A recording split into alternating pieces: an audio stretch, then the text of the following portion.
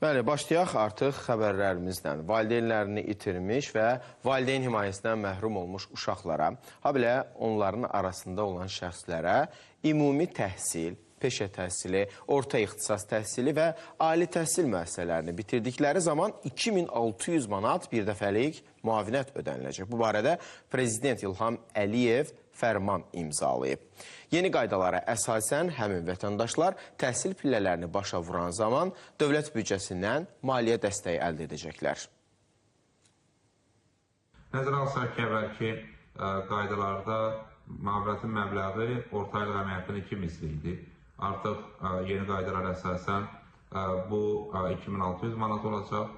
Yəni bu demək ki, konkret rəqəm müəyyənləşib və konkret rəqəm müəyyənləşməsi də nəticə etibarilə daha çox müavinətin həmin şəxslərə ödənilməsi imkan yaradacaq.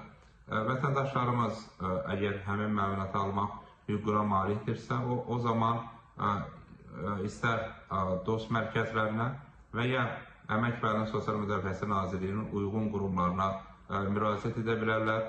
Təbii ki, onlar müraciət etməklə, sənədlərini təqdim etməklə daha qısa zamanda həmin vəsaiti əldə edə biləcəklər.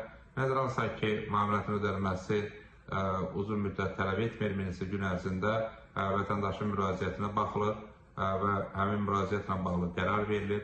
Əgər vətəndaşımızın həmin müavinəti almaq hüququ varsa, o halda təbii ki, qısa zamanda vəsaitin həmin vətəndaşımızın plastik kartına ödənilməsi, köçürülməsi baş verəcək.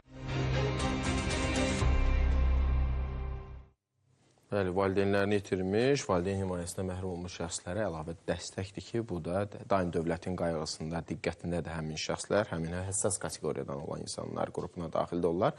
Odur ki, həmin şəxslər dost mərkəzlərinə, Əmək və Əhalinin Sosial Müdafiəsi Nazirliklərinə müraciət edərək həmin o bir dəfəlik 2600 manatı əldə edə bilərlər.